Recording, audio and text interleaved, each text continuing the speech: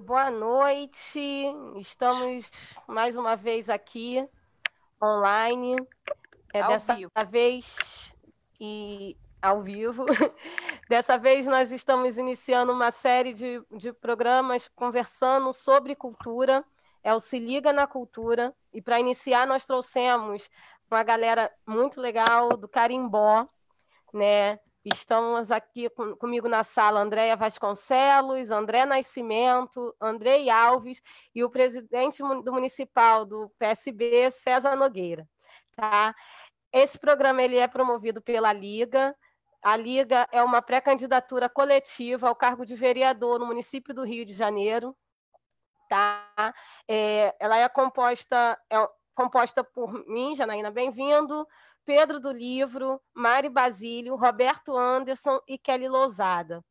Para iniciar o nosso programa, eu chamo as primeiras damas, Andréia Vasconcelos, para se apresentar, falar um pouco sobre o seu trabalho, sua vida dentro do Carimbó. Seu microfone, Andréia. Olá, boa noite a todos aqui na janelinha, a todos que estão assistindo a gente aí pelo Facebook. Agradeço a participação de todos. Obrigada pelo convite. Eu fiquei muito feliz, né, de vocês terem criado esse espaço no momento em que a cultura, né, que já vem sendo bem sucateada, vem sofrendo esse processo de desmonte, ela está bem fragilizada nesse momento, né? Então é muito importante esse apoio, né, de grupos como vocês. Bem, então eu sou paraense, nasci em Belém, no Pará, e muito pequenininha fui morar em Abaetetuba, na zona rural, a região do Baixo Tocantins, e a minha mãe, né, é de Abaetetuba, e meu pai é de Marapanim. Então, o que me marcou muito em relação ao carimbó, né, na minha vivência mais forte, foi a minha frequência, né, a minha vivência em Vila Maú, em Marapanim. Então, lá em Marapanim, um vilarejo chamado Vila Maú, ele apesar de ser tão pequenininho, ele tem uma influência muito grande, né, do carimbó ali de Marapanim, da região do Salgado. Então, a região do Salgado, a gente define como região do Salgado a região que onde é banhada pelo Oceano Atlântico, e a região de Água Doce, como Vila Maú, que é a região onde os rios, né, passam por dentro desses vilarejos. Tem Vila Maú, Vila Silva, a Vila do Maranhão. Então, ali, o carimbó ele é muito presente, muito forte, né, principalmente nas festividades religiosas. Então, a minha vivência com carimbó, ela começa principalmente ali, durante a minha adolescência, né? Então, eu estava sempre em Vila Maú e eu acompanhava, né, nas festividades os conjuntos que chegavam lá, que eram convidados, chegavam lá para tocar o carimbó. Não eram grupos folclóricos, né? Não eram grupos, eram simplesmente conjuntos, né? Onde homens tocavam, era predominantemente tocado por homens naquele momento. E ali eu comecei a sentir, né, a presença do carimbó, a me emocionar com o carimbó. E ali, naquele momento, eu também comecei a perceber alguns comportamentos, né, que hoje me fazem refletir muito, né, como, por exemplo, o distanciamento dos jovens em relação ao carimbó. O carimbó, ele foi muito... Ele é, principalmente, né, no início, ele foi muito predominantemente, né, teve muita presença dos mais velhos. Então, você não tinha uma representatividade jovem. Então, os jovens, inclusive eu, naquele momento, apesar de sentir vontade de dançar, de interagir, de tocar, eu ficava um pouco retraída, assim mesmo, né, os meus primos, os outros jovens da vila, a gente ficava um pouco retraído, envergonhado, porque parecia que o carimbó era, de fato, a cultura, né, algo mais para os mais velhos, para os mais idosos. Então, era muito nítido a gente perceber que o carimbó, né, quando começava a tocar, os mais velhos eram predominantes ali, os mais jovens se afastavam. Então, a minha vivência marcante com carimbó foi lá, em Marapanim, especificamente em Vila Maú, e depois aqui no Rio de Janeiro, quando em 2017, onde eu descobri que existia esse movimento todo lindo e potente de carimbó aqui na cidade, que eu não sabia, que já vem, né, há mais tempo, né? Eu só conheci em 2017, mas já vem há muito mais tempo, né, com várias pessoas, né, que já estão aqui no Rio de Janeiro há mais tempo, que ajudam a difundir o carimbó aqui. Então, eu me envolvi e comecei a participar desse movimento, né? Então, faço parte desse movimento. Comecei a fazer as vivências com as pessoas, participar de shows, apresentações, essas vivências, né, imersões na cultura amazônica, para sensibilizar as pessoas, não só apresentar a dança e a música, mas fazer essas pessoas se sensibilizarem e sentirem a conexão ancestral e de fato, né, sentir pertencente também a esse patrimônio que é o carimbó. Então, atualmente, eu dou aulas de carimbó, não só de carimbó, né, de ritmos do norte, alguns outros ritmos, lundum, inclusive guitarrada, mas o carimbó é um ponto bem especial, porque eu falo muito sobre a história, os saberes, eu trago essa questão, né, da ancestralidade para sensibilizar esses corpos, né? Então, tem sempre uma conversa sobre, não é simplesmente ensinar os passos, a aula ela é bem aprofundada nesse sentido. E, além disso, eu faço parte também de um coletivo chamado Coletivo Colapso. O Coletivo Colapso é um coletivo também muito potente, que utiliza, né, as músicas da Amazônia, os ritmos da Amazônia, que são muito envolventes e alegres e animados, para trazer as suas músicas autorais que fazem críticas, né, às nossas mazelas sociais. Então, com alegria, com poesia, com música e com os ritmos do norte, a gente critica, a gente está sempre tocando nos assuntos, né, que principalmente agora, em relação ao governo, aos desmontes, as discriminações, todas essas mazelas a gente tem na nossa pauta, né, desse coletivo, que é formado por paraenses, né, somos 3 paraenses, eu, o Fábio da Silva, o Arthur Lohan, tem a fundadora, que é a Ana Jataí, o Maurício Chiari, e também uma francesa, né, que é uma francesa, inclusive, muito paraense, que é a Martine Brilard.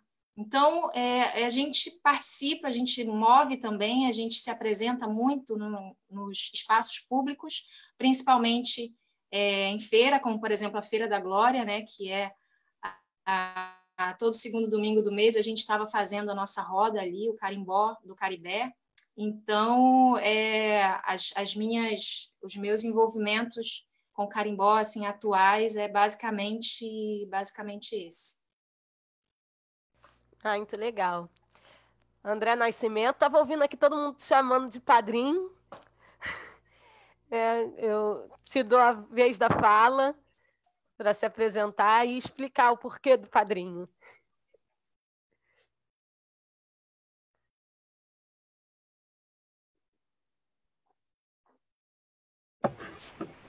Olá, todos me ouvem? Sim? Boa noite. Boa noite a todos. Eu vou tentar ser mais breve. Eu gostaria só de saber se na nossa dinâmica eu me apresento e já falo, ou me apresento e volto depois para fazer a minha fala. Você pode se apresentar, falar sobre o seu trabalho, depois a gente entra com alguns questionamentos sobre a cultura e abre também perguntas para o pessoal do Facebook. Perfeito, obrigado. Bom, primeiro, então, queria agradecer a oportunidade do convite, muito honrado, muito feliz de estar fazendo parte dessa seleta roda e desse tema tão querido para todos nós, o carimbó, e agradecer em especial a Liga, né, a querida Sônia, a você, Janaína, ao César, e, enfim, por esse espaço democrático e fundamental para nós que somos do Norte, que estamos aqui no Rio de Janeiro, defendendo essa bandeira e levando adiante essa luta do carimbó. Enfim, eu me chamo André Nascimento, eu sou artista plástico. Originalmente, a minha relação com a arte se dá pelas artes plásticas e, mais adiante, depois eu começo a trabalhar com produção musical, direção musical, cenografia, direção de arte e, por fim, a música como poeta e compositor. E eu tenho um trabalho nessa linha da composição bem diversa. Eu não componho só o gênero carimbó, mas ele é a primeira manifestação que surge na minha história. Eu, tão quanto a minha querida irmã Andréa Vasconcelos, também tive contato com carimbó desde a infância, né? Eu costumo, inclusive, dizer que, apesar de ser de Belém, apesar que eu digo pelo fato de ser urbanoide, né, nascido na capital, mas o meu coração é dividido em duas regiões que fortemente essa manifestação é muito bem representada, né? A região do Salgado, como a André falou, e a região do Marajó. A primeira eu tive contato na minha infância, porque eu tive a irmã de minha mãe foi casada com um senhor que era da região do Salgado. E na nossa infância nós íamos muito ao Festival do Folclore em Curuçá, que é na região também do Nordeste do Pará, próximo à Vila Maú, essa região que a Andrea falou. E lá foi o meu primeiro encontro, ainda na infância, meu primeiro alumbramento, encantamento com o carimbó. E de então, eu me sentindo pertencido e pertencente, não tinha outro caminho a não ser propagar essa cultura tão bonita, tão querida para todos nós. E por isso estou aqui no Rio de Janeiro. Não por acaso, por conta de uma composição minha chamada Barreira do Mar. Bom, em síntese, eu acho que é isso. Aguardo perguntas e volto depois. Gratidão. Muito obrigada a você por ter aceitado o nosso convite. Andrei Alves, por favor.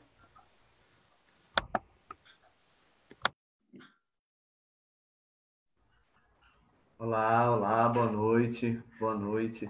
Queria agradecer aí o convite, por participar dessa roda aí com os meus parceiros, André Vasconcelos e André Nascimento, parceiro de cultura popular.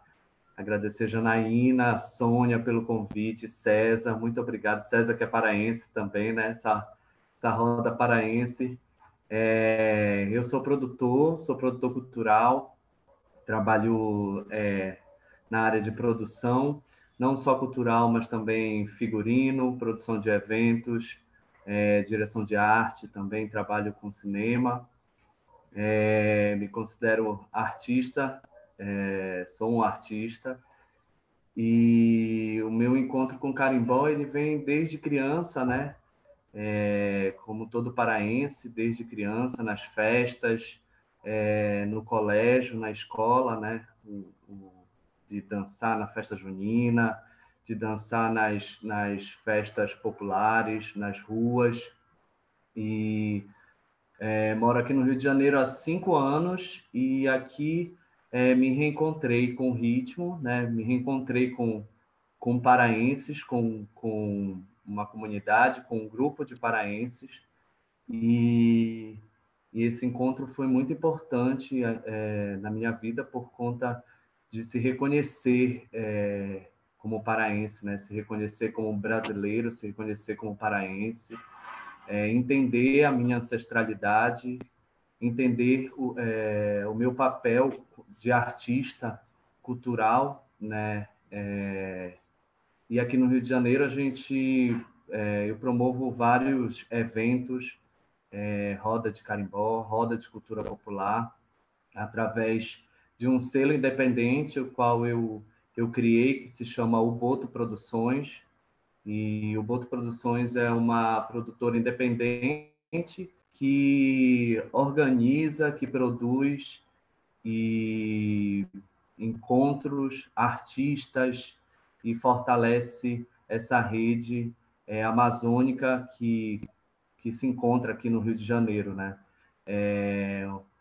Para mim, é uma gratidão imensa, e eu acho que um trabalho importante, porque a gente está fora da nossa região, está fora da nossa casa, está fora da nossa, enfim, da nossa cultura, né? Por mais que seja Brasil, mas é um outro território.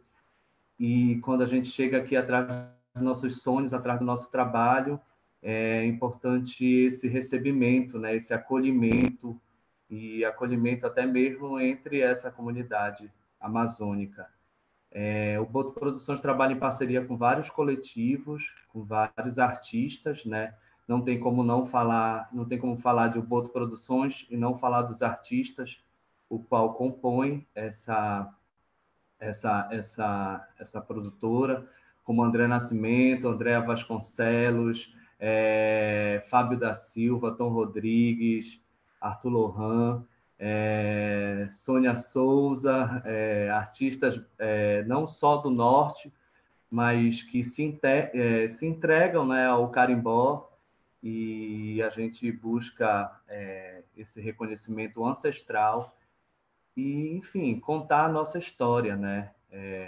Além desses artistas que eu citei, tem coletivos como o Carimbó dos Altos, que é um coletivo de pernalta, de perna de pau, que também trabalha com carimbó. Tem a Vivência Carimbolá, que é um projeto que a gente faz, eu, André, Andréia, e a gente pode falar bastante dele, né? Porque esse projeto da Vivência Carimbolá é uma vivência que a gente conta a história da Amazônia, a gente conta a história do carimbó através do sensorial, através do ritmo, através dos cheiros, porque ser paraense é ser muita coisa em um só corpo, né? Ser amazônico é ser muita coisa em um só corpo, é ter o sentido dos cheiros ancestrais, das ervas, dos ritmos amazônicos, do tambor, da comida, da culinária, que tudo isso se canta, se fala, se diz no carimbó, né? E principalmente a saudação à natureza e à encantaria da floresta. E é isso, fico muito feliz com o convite e estou aqui com o curimbó, tenho maraca, eu proponho aí que nessa roda a gente faça também uma musiquinha aí com as composições do André Nascimento, a gente cante um pouquinho. Hoje é domingo, provavelmente domingo está nesse momento não, né? Mas poderia estar rolando um carimbó lá, a roda de carimbó do Coisas de Negro, enfim, que agora por conta da pandemia está rolando através de lives, e é isso. Vamos seguindo. Muito legal, vamos falar bastante sobre esse projeto, conhecer os ritmos, conhecer como é que é o carimbó que está presente dentro do município do Rio de Janeiro, e muitos nem sabem que está. César chegou de última hora para a nossa roda, mas foi muito bem-vindo. Presidente municipal do PSB, o PSB que é o partido por onde a Liga vindo como pré-candidata, e atuante também no movimento Carimbó, né? Gostaria de apresentar-se. Obrigado, Janaína. Prazerzão, boa noite a todos e a todas, boa noite a quem está assistindo a gente. Não consegui me conter, né? Quando fui convidado, aceitei de cara porque faz parte da minha vida. Dancei carimbó durante muito tempo na minha vida também, na infância, na juventude. Gosto muito, faz parte do que eu sou. Eu acho que todos nós paraenses aqui no Rio de Janeiro, a gente se encontra, se esbarra na rua, né? A gente anda por um lugar, qualquer lugar que a gente vai por aqui, a gente encontra o paraense. Não tem como não encontrar. A gente se atrai. E é muito gostoso ver isso, ver que a cultura nos une, que a cultura nos aproxima. E o carimbó, de uma forma especial, para mim, trabalhei durante alguns anos na Secretaria de Cultura do Estado do Pará, na gestão ainda do Edmilson Moura, né, que foi secretário na minha época. E a gente fez lá muitos trabalhos na área de implementação das culturas paraenses, do Pará folclórico, implantação do pontão de cultura, Pará faz cultura. Tive a oportunidade de conhecer alguns dos nossos mestres fazedores de cultura, e uma das experiências boas que eu tenho com o mestre Veriquete, que foi um dos últimos shows da vida dele. Eu tive a oportunidade de buscar ele na casa dele, levar lá para a concha acústica lá da Praça Valdemar Henrique para se apresentar. Foi uma coisa maravilhosa, rica, para conhecer Benequete de perto, arrepia, sabe? É uma coisa que fica com todo mundo. E é muito bom poder falar um pouco da nossa cultura, um pouco da nossa raiz, que para nós que estamos tão longe de casa, quando vem alguém de lá para cá, o que mais a gente pede, né? O Andrei falou sobre os cheiros, sobre os gostos, é para trazer farinha, é para trazer cupuaçu, é para trazer maniçoba, porque a gente tem que fazer a nossa fezinha aqui para não ficar longe, né? Eu sou devoto de Nossa Senhora de Nazaré e toda vez que chega outubro, fico com o coração partido de não poder estar lá no Círio. Mas tenho muita recordação boa dessa época do parafolclórico, dos grupos de dança, de toada também que participei, e poder contribuir, dado um pouco da minha contribuição para o fomento da cultura no Pará foi algo muito rico na minha formação. Também sou produtor cultural formado, embora não trabalhe com isso, mas é onde a gente tira uma veiazinha para fazer alguma coisa. E é muito bom poder fazer um ritmozinho com vocês hoje e estar aqui falando um pouco da nossa cultura. Obrigado. Soninha, ela é colaboradora da Liga, né? Ela está junto com a gente na briga para trazer a cultura popular, né? Para poder falar sobre si, brigar sobre seus direitos. Sônia. Olá, boa noite a todos e a todas, né? Jana, para o povo do Carimbó, eu sou Arara, tá bom? Eu não sou a Soninha, que no nosso espetáculo Deu a Louca na Encantaria. Eu, assim, muito grata, muito feliz, né? Fazendo o papel da Arara cantadeira, né? Na perna de pau. Então, eu sou historiadora, eu tenho formação em educação, né? Mestrado, e o carimbó, ele apareceu para mim logo junto, mais ou menos, né, com a história do Perna de Pau. Assim que eu terminei o mestrado, 5 anos atrás, querendo, né, novamente, esse desejo de dar essa dinâmica na nossa vida, de dar esse movimento, eu me aproximei com, né, a minha professora Conceição Carlos para dançar, usar, né, o brinquedo da Perna de Pau. Aí depois eu fui, né, para o carimbó, que a Crista me levou primeiro para o carimbloco, né, no meio do ano. Aí nós ensaiamos, né, participei lá da festa, e depois, logo em seguida, né, ela tinha dito que o Andrei tinha ido para o Pará resolver um problema familiar, né, se eu não me engano, e voltaria para o Rio, a partir de março, por aí, abril, iria fazer um módulo, né, de carimbó, de boi, de perna de pau, e isso realmente para mim, para minha vida, foi muito legal, foi muito interessante, né, uma atitude assim meio, sabe, de subversão, a gente está ocupando as ruas, ocupando os espaços públicos, a gente ensaiar ali na Lapa, ensaiar na Praça Paris, e dali começou a se desdobrar para vários espetáculos que a gente foi fazer na Feira de São Cristóvão, fazer no Teatro Janete Costa, fomos para a Baixada, fomos ali para a Colônia, em Jacarepaguá, vários lugares. Então, eu fico muito agradecida ao povo do Carimbó, né, que me abraçou, me acolheu, e, ao mesmo tempo, também muito agradecida com o Pedro, Janaína, né, todo o pessoal aqui da Liga, em que a gente está, enfim, pensando coletivamente nesse eixo dentro da Liga, que é pensar a cultura, né, e pensar a cidade. Eu acho que aqui nós podemos, de uma certa forma, né, estimular, fomentar essas ideias, novas propostas, pensar nessa tradição, né, que assim o que é tradicional ele sempre absorve esse novo, né, algo que também ficou lá tão do passado. E a gente está vivendo um momento também, né, dos ciclos festivos juninos. Se der tempo, quando acabar aqui, eu vou ver uma fogueira, né, com todos os cuidados do protocolo, ver uma fogueira, que amanhã é dia de São Pedro, né, a gente já passou por Santo Antônio, São João, Maranhão tem São Marçal, não é isso? Vocês podem até enfim, dar uma relembrada aí, mas é muito, muito gratificante, viu? Muito obrigada, e eu só realmente agradeço muito, tá bom? Muito obrigada você por toda a ajuda que tem dado a gente nesse trabalho. Então, gente, nesse momento eu vou falar com o pessoal do Facebook, se tiver interessado em entrar com perguntas, podem ler. Rodrigo Belém, Lalita Janaína Bittencourt, José Maria, Vanderlei, Francisco Budal. A gente vê um número maior de pessoas, né? E aí, eu queria, para começar, né, o nosso questionamento, aqui, começar a nossa conversa, né, o Andrei citou sobre um projeto que vocês três têm em conjunto. Né, eu queria que me falassem sobre esse projeto, falassem um pouco sobre a história do carimbó, como que está sendo desenvolvido aqui no Rio de Janeiro.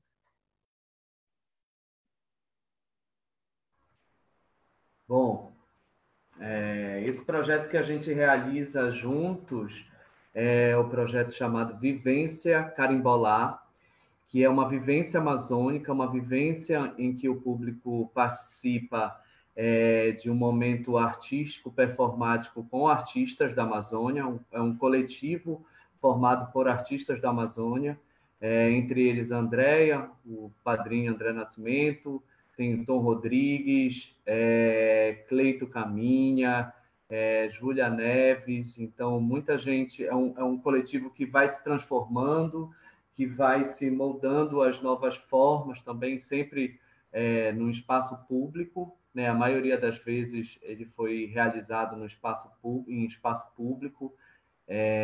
Então, é um projeto que apresenta a cultura da Amazônia através do carimbó, através do som do curimbó, através da poesia cabocla, através dos cheiros e sabores, de experiências sensoriais que a gente discute, né, e cria, e experiências do nosso imaginário amazônico, da nossa história.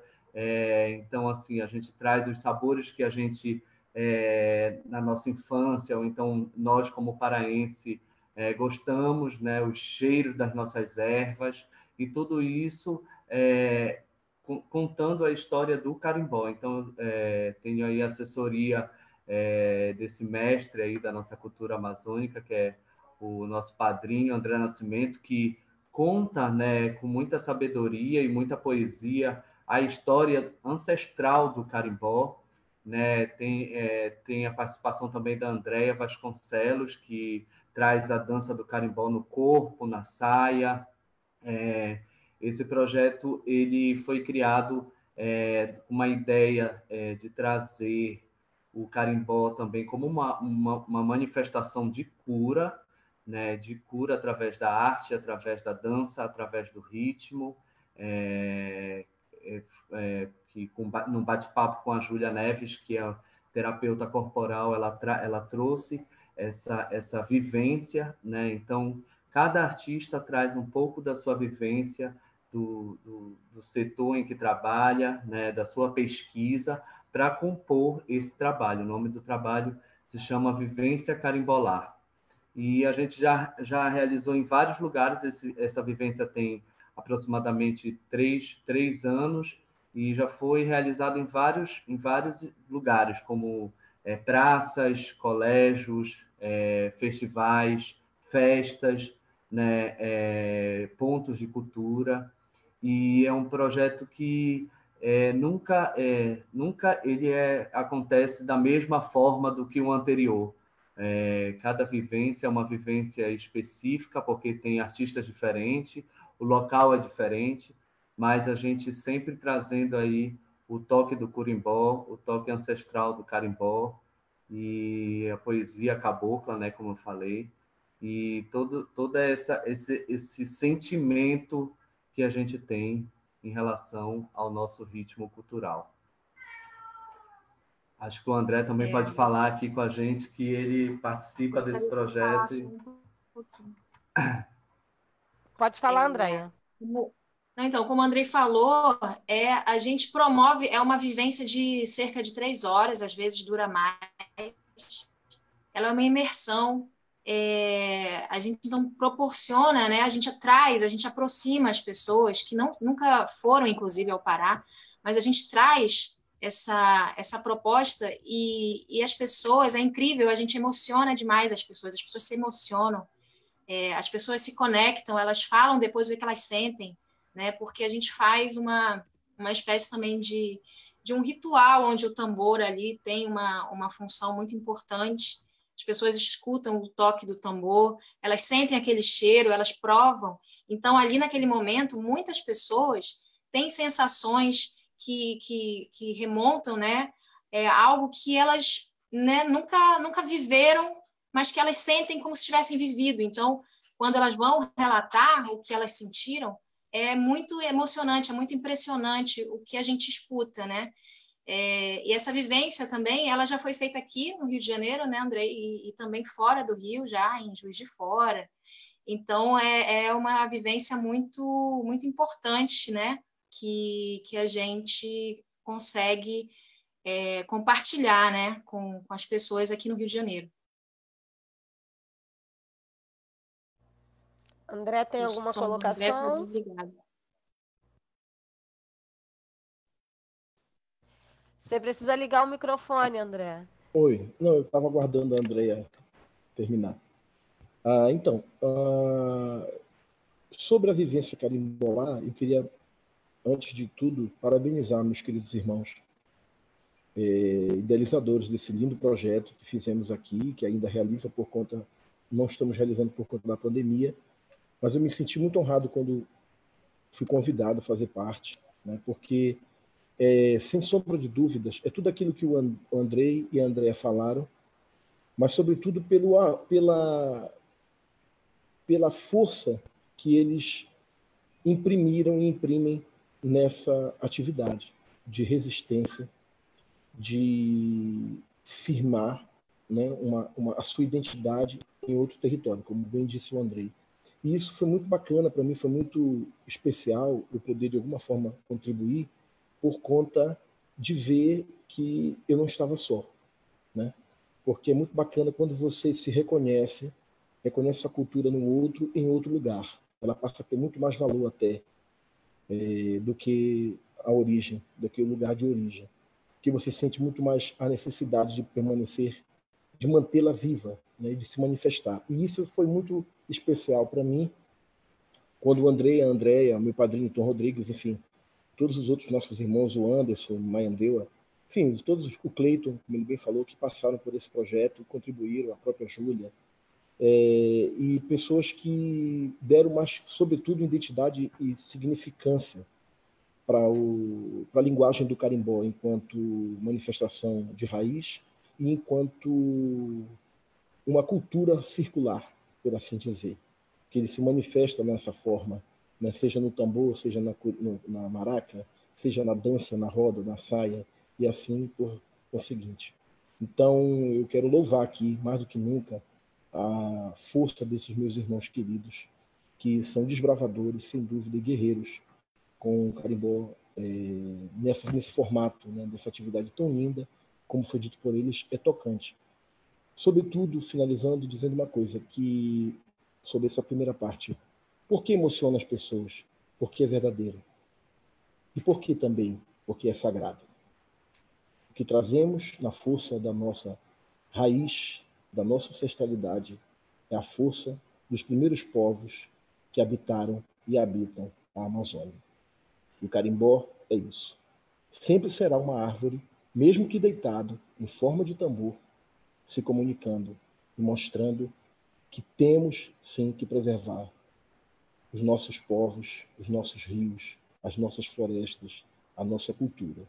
Não é à toa que ele é hoje um patrimônio cultural e material brasileiro de todos nós. Muito obrigado. Emocionada com essa fala. De verdade. O que me encanta, né, em todas as manifestações culturais, né, que contam a história do Brasil é esse amor pela preservação do que vem da ancestralidade. E aí vocês vêm do norte, né, com uma tradição cultural do norte, chegam no Rio de Janeiro, compartilham essa cultura de vocês conosco. Chegando aqui, né, como que é a aceitação disso? Vocês têm uma facilidade, tiveram uma facilidade de aceitação disso com os jovens e cariocas mesmo em si para atender isso? Como que funciona?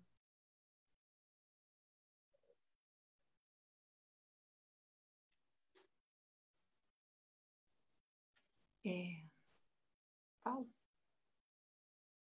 Acho melhor o André e a Andréia falarem desse momento, porque eles começaram isso antes de mim. Ok?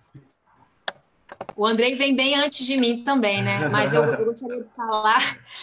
gostaria de falar assim um pouquinho. A gente sempre foi recebida com muito carinho, existe uma receptividade muito boa, muito bonita. A gente agrega muita gente, né? Por onde a gente passa. Tem quem se sensibiliza com o carimbó, fica colado, né? Não solta mais, fica todo mundo junto, fica todo mundo unido. E por isso que o carimbó começou a tomar, né, aqui esses percursos, né? A gente já fez espetáculo, né, com o Carimbó dos Altos, danças culminantes, espetáculos Deu a Louca na Encantaria, que a Sônia mencionou. Então, que também foi extremamente importante. A gente fez basicamente uns 13 espetáculos com Deu a Louca na Encantaria, em vários espaços, né, de escolas, espaços de comunidades carentes, praças, museus, né? A gente passou por todos esses espaços. Então, sempre muito bem recebidos, né?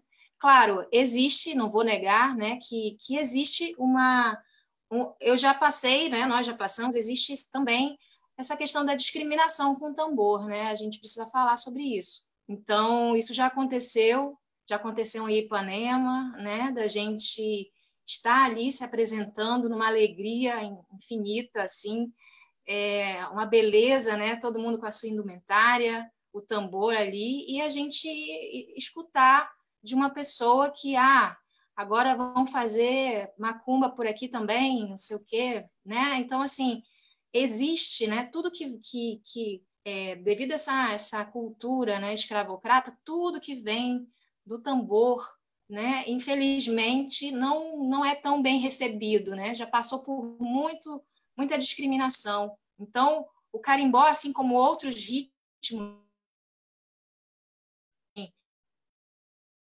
africana, não só por ser de origem, a gente está vivendo também até hoje, né, um desrespeito com os nossos povos ancestrais, né, com os índios.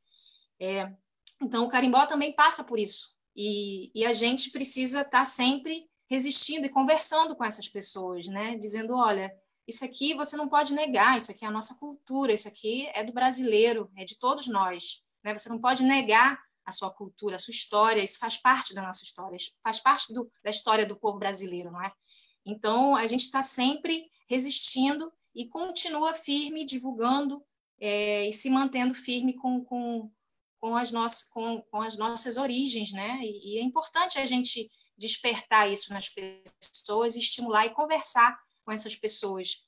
Então, infelizmente, a gente tem esse lado também. A gente é muito bem recebido, mas acontece eventualmente de fatos como esse, por exemplo, que também são realmente bem chatos, mas que a gente sabe que existe, né?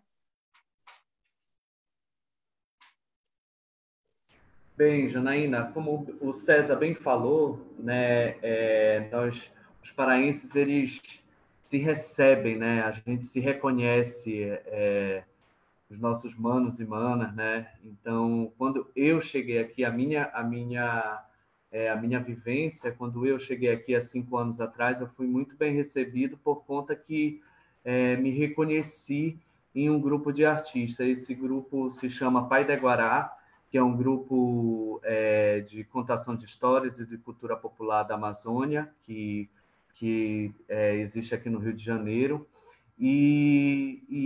Esse grupo me recebeu muito bem, né? Então eu me senti assim bem acolhido. Porém, há muito tempo, há cerca de 10 anos atrás, a cultura amazônica não era bem quista, bem vista para cá para o centro, né?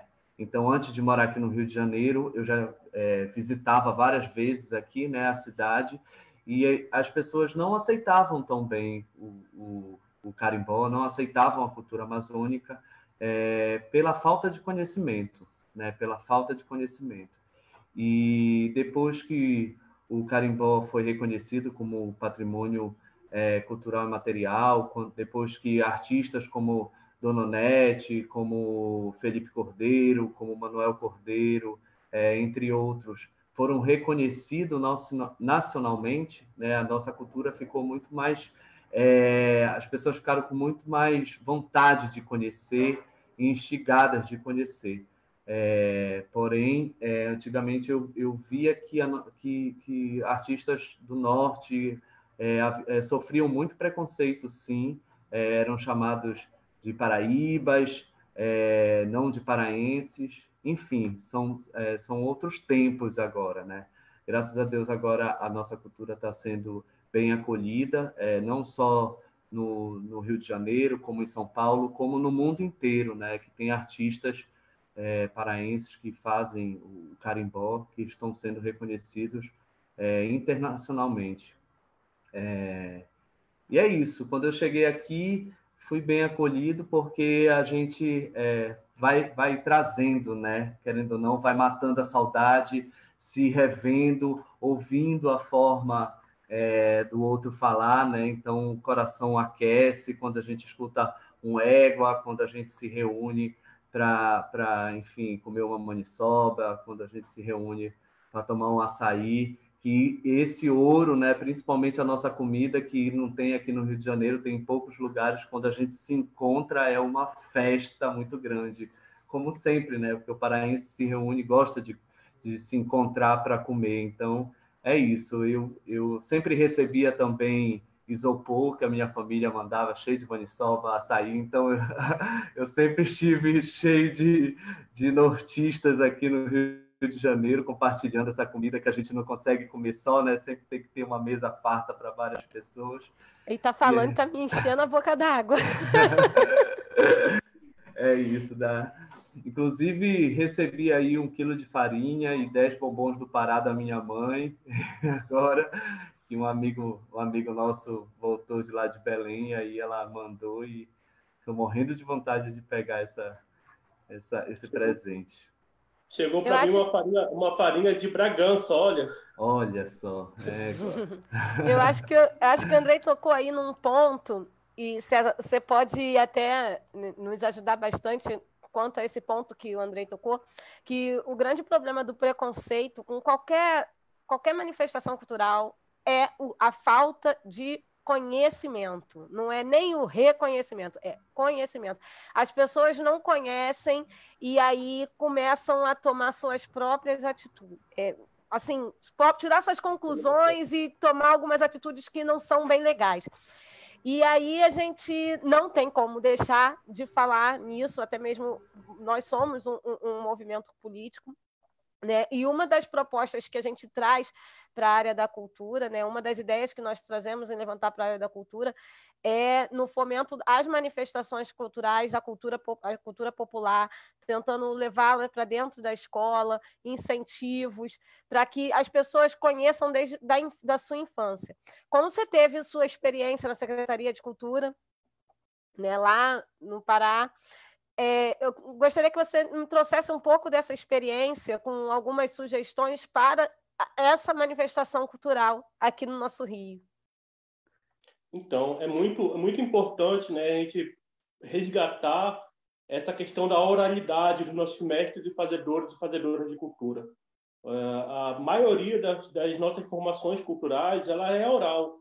O carimbó também é oral. E durante muito tempo a gente teve muitas mestres e fazedores de cultura que eram analfabetos, que não tinham aquele conhecimento acadêmico formado, organizado, que hoje em dia tantas pessoas têm oportunidade.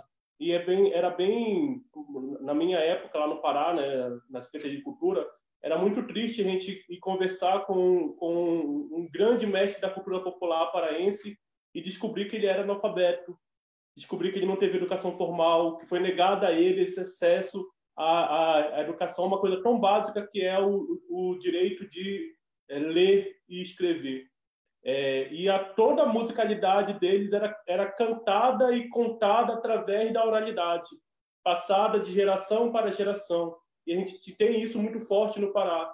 de fazer cultura através da geração, passar adiante através da geração. E aqui no Rio de Janeiro, quando eu cheguei aqui, eu vim muito por conta dessa questão da diversidade cultural, da diversidade social, da diversidade acadêmica, que o Brasil, ao final da década de 2000 para cá, começou a ter com o Enem. Eu fiz o Enem em Belém e passei para cá para fazer saúde coletiva na UFRJ e fui bem acolhido lá. Uma das minhas grandes amigas, a Luciana, o namorado dela é paraense. Então, como eu falei, né, parece se achegam aqui, se acolhem. E eu sentia muito aquele momento de ter a falta das pessoas, do contato físico, né, das coisas nossas da cultura paraense, da culinária, dos sabores, dos cheiros. E recordava sempre das experiências nossas na Secretaria de Cultura, dos festivais de cultura, dos editais de cultura, que eu acho que são grandes fomentos. E olhar para a nossa situação hoje de pandemia, um dos grandes setores que está sofrendo muito com toda essa paralisação que a gente está tendo, que embora seja necessária e fundamental para a manutenção da nossa vida, é o setor cultural. Né? Não são os grandes artistas que conseguem driblar esse processo, ir para o YouTube, conseguir patrocínio, fazer suas lives e atingir milhões de pessoas. Mas o pequeno produtor cultural, a pequena manifestação cultural tem sofrido bastante com isso. E a gente não tem hoje, a nível de governo federal e dos próprios estados, poucas ações que possam ser referendadas. É de primordial importância que a gente fomente cultura. A cultura ela tem o potencial de tirar a juventude, a criança da marginalidade, dar a eles uma outra oportunidade. Ela incentiva a educação, ela incentiva o lazer, ela incentiva o abrir cultural para o outro. E principalmente falar disso hoje, num dia tão especial como é o Dia Internacional do Orgulho LGBT, e poder dizer que essa diversidade toda que a cultura representa, ela se faz no respeito ao outro, no respeito ao próximo, no respeito às nossas lideranças. E seria de fundamental importância que a gente resgatasse aqui no Brasil ações culturais como tivemos quando Gilberto Gil, por exemplo, foi ministro da Cultura, como os pontões de cultura, e resgatar a formação cultural necessária que a gente precisa ter para essa parcela da sociedade que fica à parte desse grande boom do fomento cultural, que tem o potencial de se reinventar. Mas a gente precisa fazer, enquanto Estado, enquanto governo, fazer um olhar para aquela manifestação cultural da ponta, da periferia, que está na margem, e o carimbó representa uma dessas, né? Entre tantas outras. Eu tenho observado lá no Pará, por exemplo, a atual secretária de Cultura tem feito um serviço muito digno e responsável de tentar resgatar esse processo de formação cultural lá, mas ainda é incipiente dentro de tanta necessidade que nós temos. É necessário que haja recurso do governo federal, haja recurso dos estados, que as prefeituras se debrucem sobre isso, que as câmaras de vereadores se debrucem sobre isso, e ter hoje oportunidade de construção de uma candidatura coletiva, como é a Liga, é de fundamental importância, porque isso gera fomento, gera cultura, gera ação e gera potencial de que outros atores possam emergir nesse cenário e que a gente possa representar a sociedade de uma forma diferente, levar para cada vez mais pessoas oportunidades de igualdade. Muito bem. Janaína, Sim, posso pode fazer só um complemento da minha fala, rapidinho? Sim, pode, claro. Como o César falou aí da questão da diversidade, e a Andrea também citou a questão do racismo, né? E você falou aí sobre essa falta de conhecimento. Queria ressaltar aí que o carimbó também ele sofre, né?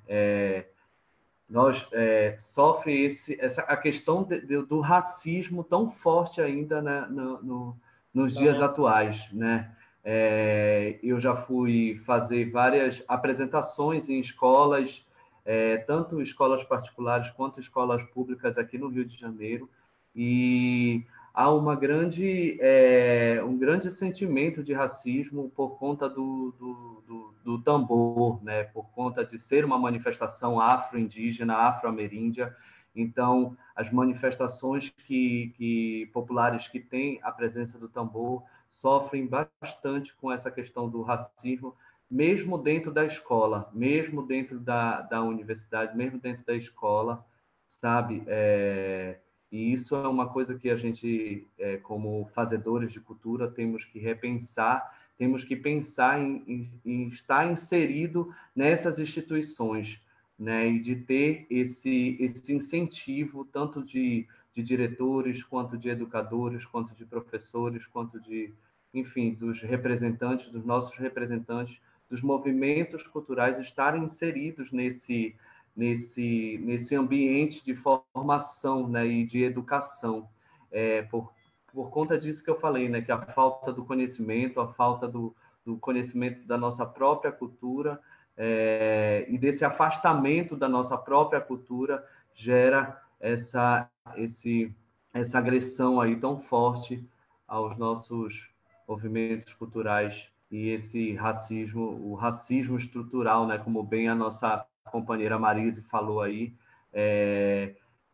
de não se reconhecer como indígena, de não se reconhecer como negro. Então, excluir esses elementos da nossa cultura, né, da nossa história, né, esses elementos da nossa história. É isso. Ainda sobre esse ponto, será que eu posso só falar uma coisinha aqui em relação a essa questão, né, do tambor, o carimbó mesmo, o pau e corda, né, que é o tradicional, é o raiz, é o patrimônio, ele demorou muito, né, para chegar, né, nos centros urbanos, né? Ele sempre ficou localizado ali nas suas regiões. Ele teve muita dificuldade de ser aceito, né, nas cidades, por conta, né, inclusive o André pode falar isso bem daqui a pouco, mas foi muito discriminado, foi muito reprimido. Então, esse carimbó tradicional, ele não conseguia chegar nos centros urbanos, né? Então, ele se limitava às suas regiões. E em meados do século XX, é que, com a modernização do carimbó, né, que a gente chama de pau e corda para o carimbó tradicional, porque são feitos, né, pelos mestres, os próprios mestres fazem os instrumentos, que são os instrumentos artesanais. Esses instrumentos, então, eles ganharam uma nova... Eles foram, não vou dizer que foram substituídos, mas eles ganharam uma modernizada. Então, o carimbó, ele conseguiu entrar na cidade porque ele teve essa modernização, né, em meados do século XX. Então, ele começou a ser tocado, né, com os instrumentos, né, comuns que a gente tem, que é bateria, guitarra, e o tambor não chegou, né? Então, isso é muito importante a gente falar, que a modernização do carimbó foi importante para trazer ele, inclusive indiretamente, trouxe o raiz também, tanto que hoje ele é patrimônio, mas que foi muito difícil, né? Essa chegada, essa aceitação, né? E essa modernização, ela foi muito, né, impulsionada, né, pela indústria turística, né, indústria da música, né, com a popularização do carimbó e também do turismo, que fez essa modernização tanto no toque, na dança, na indumentária, tudo começou a sofrer alterações, né? Desde o surgimento do primeiro grupo folclórico, aí depois os grupos parafolclóricos, tudo utilizando o carimbó como uma ferramenta para apresentações, né, turísticas. E Janaína? Janaína, sim. Gostaria de pedir desculpa a todos e pedir licença para poder me retirar. Sim. Tenho mais uma conversa daqui a pouco com o pessoal do PSB de Saquarema, agora no Instagram. Mas gostaria de deixar um grande abraço para todos vocês. Muito bom estar aqui. Espero que essa pandemia passe logo e que a gente possa fazer uma roda de carimbó juntos. Dizer para o Andrei que eu fiz maniçoba aqui em casa em maio e tem um monte na geladeira. Eu vou adorar para a gente marcar alguma coisa para a gente comer junto. Todo mundo. Paraense é assim, não dá para ficar de longe. Beijo, um grande Vocês abraço. podem me convidar para comer também, que eu aceito, tá? Beijo, mais do que César. convidado. Valeu, César. Vamos sim marcar essa reunião. E vocês imaginam, né? Porque para fazer maniçoba aqui, então tem que se fazer bastante, porque não dá, né? Rende. Tchau, gente. Fiquem bem. Continue esse debate maravilhoso. Tchau. Parabéns para todos. Até mais. Valeu, César. Eu vou Jana, trazer algumas... Oi, pode falar, Sônia. não, você vai trazer alguns questionamentos do Facebook, porque eu queria fazer uma pergunta para o André Nascimento, tá? Então, pode fazer e aí, em seguida, eu trago os questionamentos do Facebook. Tá, joia. Então, é o seguinte, padrinho, né? Acho que o carimbó ele é a prova de que esse acesso à modernidade não suprimiu, né? Não as pré-modernas. Então, assim, não eliminou essas práticas, né? Essas festas, essas tradições. Então, se a gente está falando, né, das ditas pré-modernas, eu queria que você falasse agora como estudioso, né, que fosse lá na história e falar um pouco da, né, já que a gente falou de tambor, vamos falar aqui das tradições e vamos resgatar lá na história, um pouquinho dessa história, né, do carimbó, por favor. Obrigado, querida Sônia. Muito obrigado por essa pergunta tão pertinente, tão inteligente e necessária. Bom, eu queria, antes de começar essa fala específica, dedicar já essa live a duas, especificamente a três, duas pessoas e outras tantas, digamos assim, da razão dessa live, né? O tema é Carimbó, Patrimônio Cultural e Material Brasileiro ou do Brasil. Eu queria dedicar especialmente ao doutor Antônio Francisco de Almeida Maciel, meu querido amigo, que é o primeiro doutor em carimbó do Brasil, pela PUC de Campinas, há quase 40 anos. E eu devo a ele também todo o meu aprendizado, todo o meu estudo, toda a minha pesquisa, que o plano divino o colocou no meu caminho, né? Não por acaso em um festival de carimbó, lá em Santarém Novo. Então eu devo a ele ter me colocado algumas informações importantes para aquilo que eu já vinha manifestando, buscar nos meus estudos, nas minhas pesquisas, e buscar respostas sobre essa origem e sobre essa linda manifestação que é o carimbó. Então, eu dedico a ele em especial, dedico também a todos os mestres e mestras do carimbó do Pará, que também contribuíram para que até hoje pudéssemos estarmos aqui falando dessa manifestação musical. E aos meus irmãos queridos aqui do Rio, que estão levando esse trabalho adiante maravilhosamente. Então, por que eu citei o Maciel? Porque o Maciel, pouca gente sabe disso, mas é importante a gente dar nome aos mestres também, né, que sedimentaram essa base, né?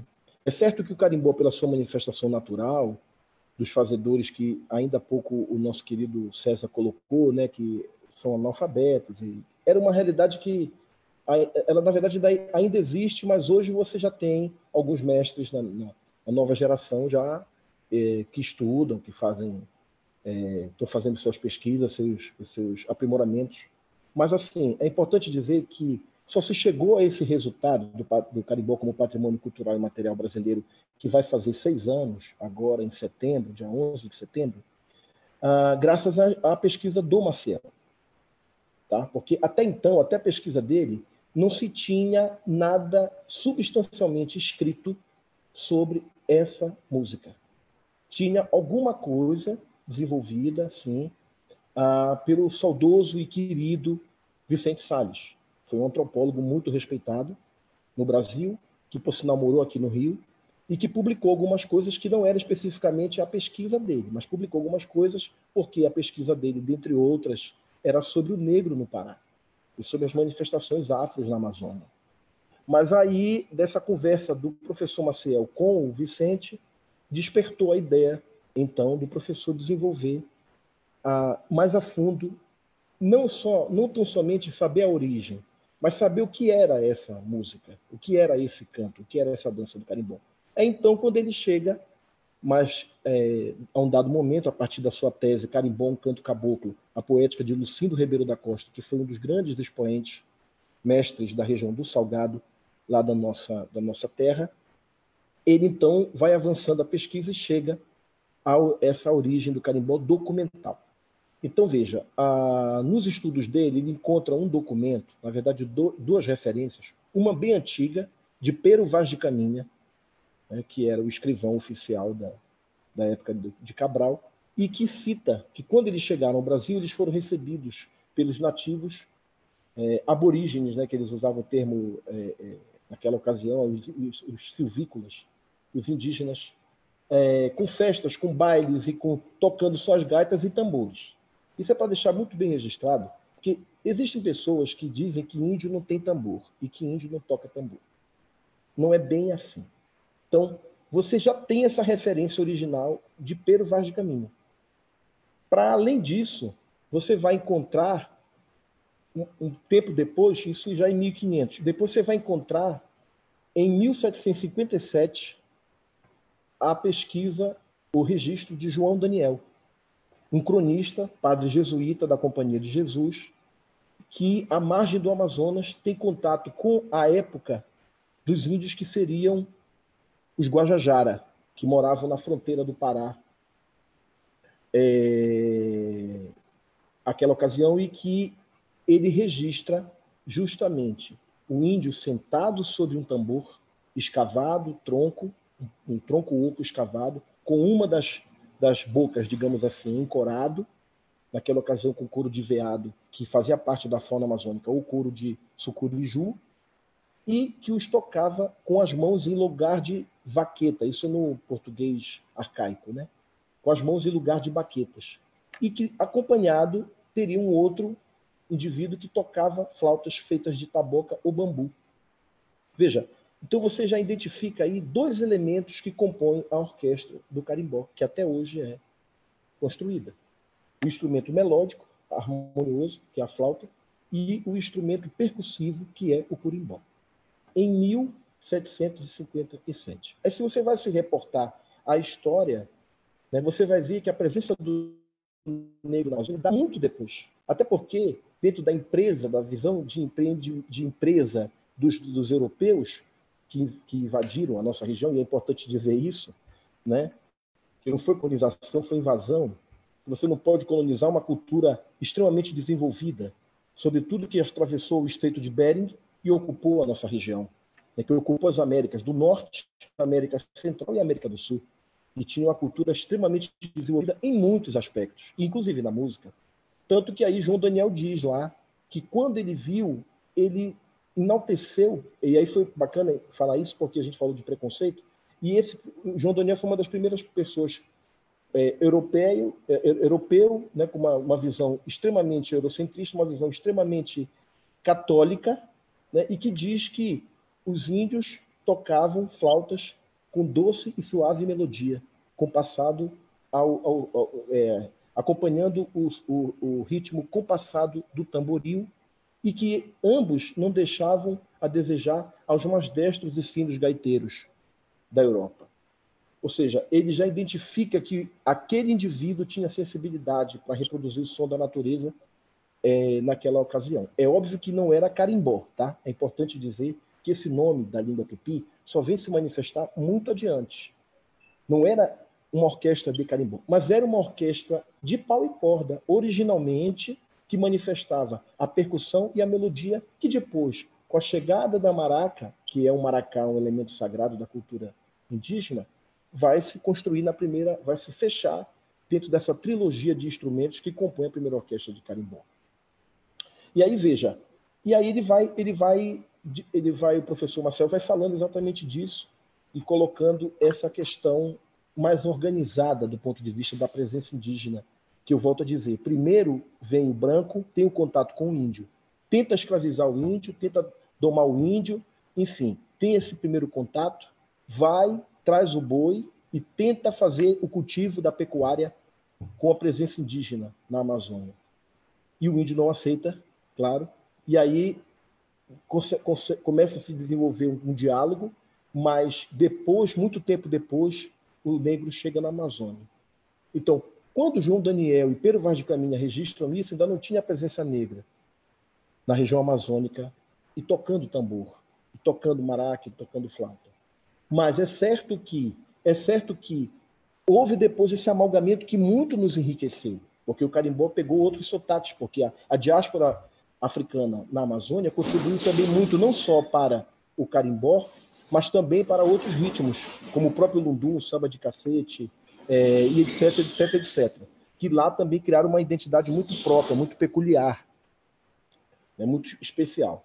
Bom, de toda forma, dando esse recorte originário da presença do carimbó na Amazônia, e aí a gente tendo essa direção indígena como origem, você vai classificar o carimbó basicamente em 3 regiões do Pará. Tá? Você tem o carimbó praieiro ou praiano, que é o carimbó da costa atlântica amazônica, e que está presente em quase todos os municípios da zona dessa região do Salgado. Você vai encontrar o carimbó pastoril, que é o carimbó dos campos do Marajó e da região do Marajó, diga-se de passagem, uma região muito especial por conta de ter essa divisão de águas do mar e águas ribeirinhas, água doce e salgada, e você vai ter a região do Baixo Amazonas, que também tem essa presença do carimbó, que é ali, região de Santarém, Alter do Chão e adjacências. Então você vê que são 3 sotaques diferentes que o carimbó se manifesta, no mesmo estado. Agora, não por assim dizer que o Pará, mesmo sendo, digamos assim, a matriz que brota esse ritmo e depois se manifesta e se amalgama com a cultura afro, e mais adiante com a cultura branca, que eu posso depois falar um pouquinho, ele também ainda dialoga tanto com registros de documentos oficiais dele manifestado no Maranhão. Porque outrora o Maranhão foi Pará, né? E o Pará foi Maranhão. Há de se entender isso, que o Pará e o Maranhão era outro país, né? Inclusive no Brasil República, no Brasil do governo aqui da família imperial, era um outro governo que existia lá. Nós sempre fomos um outro país. É importante colocar isso, que o Pará em dimensões não só continentais, mas em cultura de origem, completamente diferente, por essa identidade, inclusive, dessas raças que se misturam lá, mas, sobretudo, a indígena. Agora, e aí, nessa época em que se dava essa manifestação, foi notado pelos pesquisadores, navegadores, cronistas, etc., não só a presença do carimbó no Maranhão, tá? Porque foi para aí, parte ainda do Maranhão ainda é Amazônia, inclusive, sobretudo, a região de Manguezal, etc., e também na fronteira do Pará com o Amazonas. Por exemplo, há registros, se eu não me engano, foi Veríssimo, ou foi o Vicente Sherman de Miranda, que um dos dois, acho que foi o Vicente Sherman de Miranda, que teve esse contato com os Maué. E os Maué no Amazonas, por exemplo, também tocavam. Só que lá a manifestação chamava gambá, que é uma variação do carimbó, mas é carimbó do mesmo jeito, só que chamava gambá. Mas é importante notar sobre essa questão de por que chamava gambá. Originalmente, como eu falei, a música do carimbó, o canto do carimbó e a dança do carimbó não se chamava carimbó, né? Mas ela se chamava música da floresta, canto da floresta, dança da floresta. Por quê? André, eu gostaria, e até agora assim, me deu uma certa curiosidade, né? O André tinha dito que tinha algumas composições suas, né? E gostaria de ouvir um trechinho de uma para poder a gente ter, para que possamos ter uma ideia de como que é. Poderia ter? Tá, tudo bem. Eu vou cantar um pouco, é porque eu gosto muito de mostrar meus trabalhos com alguma harmonia. Como eu não toco nenhum instrumento harmônico, não toco violão, não toco, mas eu posso tentar. Eu vou cantar um trecho de uma música que eu fiz, que foi a música que me trouxe para o Rio de Janeiro, né? Graças ao meu padrinho Tom Rodrigues, que foi a pessoa que difundiu o meu trabalho originalmente aqui para todos os nossos irmãos do Norte, aqui do Rio, etc. E essa música eu fiz homenagem à minha querida ilha de Marajó, que é um lugar que eu amo muito e que eu convido a todos que, por favor, quando a pandemia passar, se vocês tiverem condições de viajar, conheçam o Pará.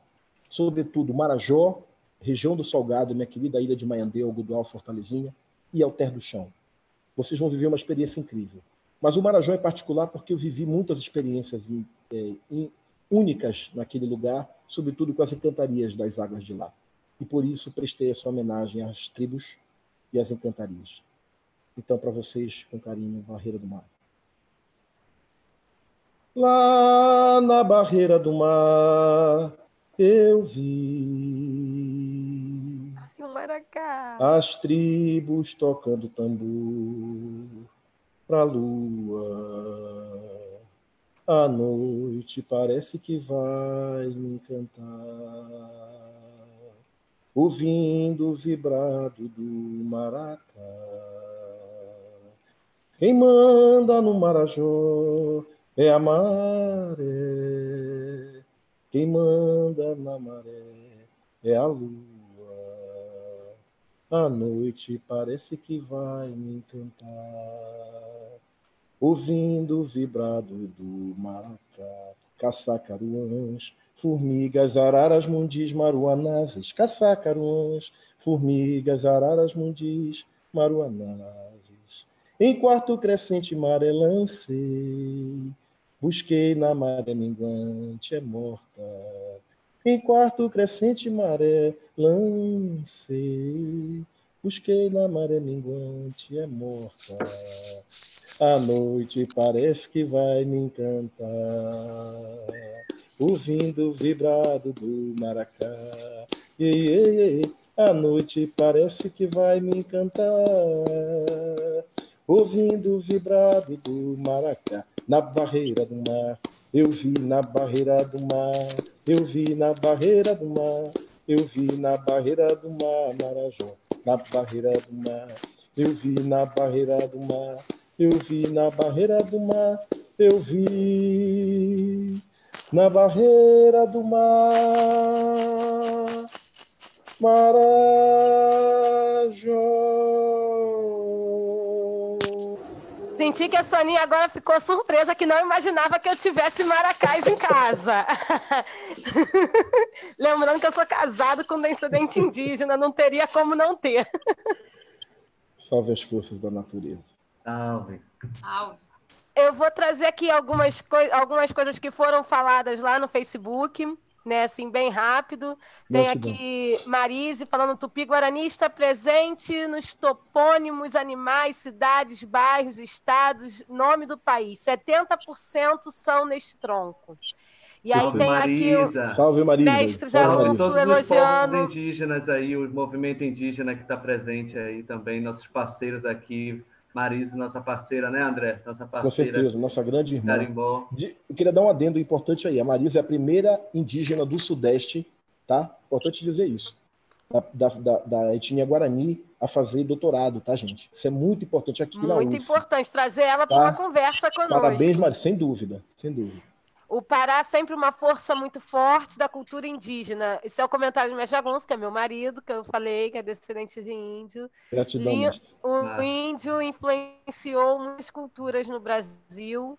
E ele ainda cita que quando a Casa Grande entender que a cultura popular tem, entenderá que é preciso evoluir suas mentes opressoras, aqueles que estão enraizados sobre a punição social e cultural de um povo. Perfeito. Gabriela Moura, sim, também, né? Enfim, tem bastante comentário aqui. Tem José Maria Rodrigues dizendo que lindo, só cultura, sem cultura não tem memória no país. Parabéns a todos. Né? Gabriela Moura cita aqui sobre a Lei Áurea, dizendo que a Lei Áurea não interrompeu nada de escravidão na prática. Que as leis que criminalizam o samba, por exemplo, acabaram ontem. Por isso, chamam 13 de maio de falsa abolição. Enfim, eu quero muito agradecer a todos que estiveram presentes. Né? Nós já estamos com 1h15 de online aqui, disponível ao vivo para todo mundo. A conversa está muito gostosa, mas o tempo está bem curto. Eu quero convidar vocês a participar com a gente dos nossos debates. Tá? Vou continuar promovendo outras rodas de conversas culturais. Na próxima semana eu estarei aqui com o mestre Berg, mestre Bárbaro, mestre Jagunço, mestre Edivaldo Baiano, falando sobre a capoeira, que também é uma manifestação cultural, que também é patrimônio material do nosso Brasil. E, fora isso, convido vocês a participarem da Liga, todos que estão assistindo essa live, né, ajudar a gente a compor, né, essa voz da cultura dentro do município do Rio de Janeiro, né, que é muito importante a gente se unir nesse momento para poder dar força aos movimentos culturais, à cultura popular, para que a gente possa cada vez mais se fazer presente e mostrar quão belo é o nosso país. Muito Janaína, obrigada. eu Sim. queria uma parte só, então, já que você está finalizando, agradecer mais uma vez a oportunidade que a Liga nos deu, a você, ao mestre Jagunço, à nossa querida Sônia, ao nosso conterrâneo lá, o César, e dizer assim, agradecer à cidade, ao estado do Rio de Janeiro, porque essa cidade fez e faz toda a diferença para nós que somos do norte, por ter nos acolhido, nos recebido e ter amalgamado o som dos nossos tambores. Porque a força da cultura brasileira reside pelo menos para mim, na força dessas duas culturas maiores, a indígena e a afro. E quando esses tambores se encontram, quando essas nações se encontram, a felicidade renasce, permanece, a alegria, a força, a energia, a sabedoria, a ancestralidade. Então, o Rio de Janeiro, que é um solo sagrado também do batuque, também do samba, também da macumba, porque macumba, antes de ser uma forma pejorativa de se falar, né, de um ritual, quando a pessoa não conhece, é um instrumento, assim, então que a macumba vibre sempre, que ela toque sempre, junto com o curimbó, junto com o maracá, junto com o panzá, com tudo. Né? Salve os mestres do solo sagrado do Rio de Janeiro, sabe? Salve os mestres da Amazônia, salve os mestres do Brasil, porque nós é que vamos reescrever essa história para o futuro. Porque nós já sabemos que um dia os castelos vão cair, sobretudo quando são construídos na beira da praia. E sobre a força da maré, ninguém segura. Como dizia um grande poeta nosso do Pará, chamado Rui Barata, Rui Guilherme Paranatinga Barata, ele dizia uma música o seguinte: ver que o mar não tem cabelo e o vento não tem mulher. São duas forças poderosas, a mulher e o mar. E nós vamos conseguir transformar essa realidade com muita alegria e com muita felicidade. Gratidão, me retiro aqui com muita felicidade no coração, Muito com muita obrigada honra. pela sua participação. Salve a Liga. Andréia, gostaria. Estamos ligados, valeu. Andréia. Agradecer por esse espaço, muito importante, e deixar um recado para todos que estão assistindo a gente, para que vocês apoiem os grupos, as manifestações, as campanhas que estão nas redes sociais, para apoiar as mestras e mestres da cultura popular, para que vocês também fortaleçam os movimentos para a demarcação, né, das terras indígenas, os movimentos dos povos indígenas, sempre busquem, né, combater essa questão dos massacres, né, tudo que os nossos povos indígenas vêm passando, que é um absurdo. E então, assim, pedir o apoio para todos os nossos povos originários, né, e essa cultura bonita que a gente tem, e aproveitar o espaço que essa pandemia, infelizmente, a pandemia é uma crise muito difícil, né, histórica, para a história da humanidade, enfim, mas é uma coisa importante que a gente pode tirar dessa pandemia, que a gente está podendo ver e ouvir mestres que a gente nunca tinha ouvido falar, que estão muito distantes, estão lá no interior do Pará, de Pernambuco, de Alagoas, e a gente está podendo ter esse contato, mesmo que breve, mas que aproveitem isso para buscar, para conhecer melhor também e apoiar. E é isso. Agradeço muito, um beijo para todo mundo, e podem buscar a gente nas redes sociais também, tá bom? E é isso, só agradeço. Obrigada.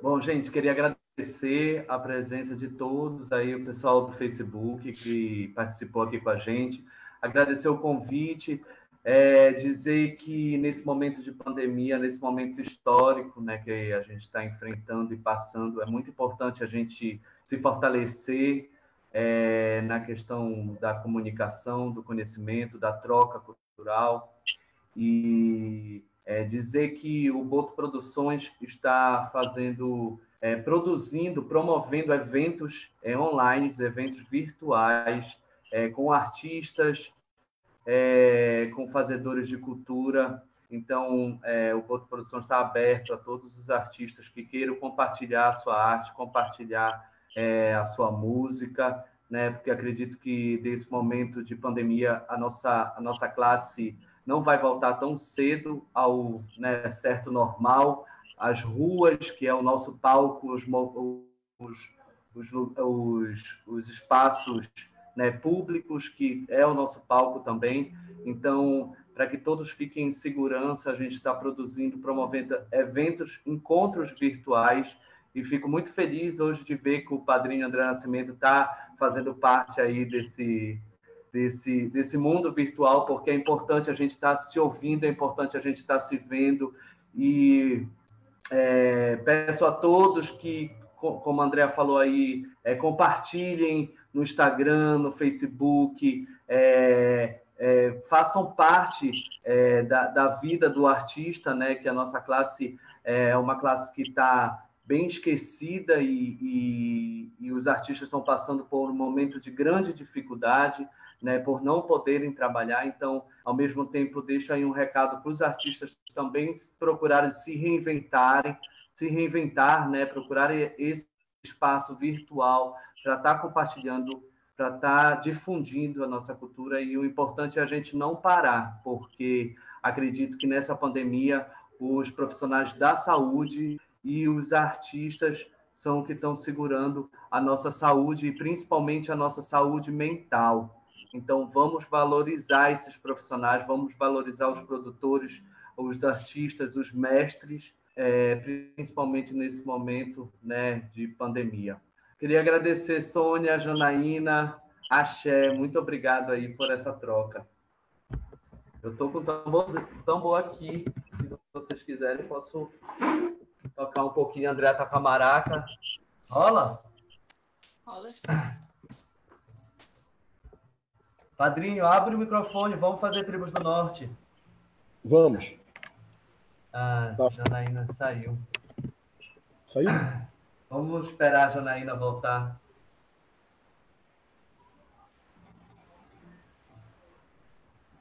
É isso, que linda essa roda.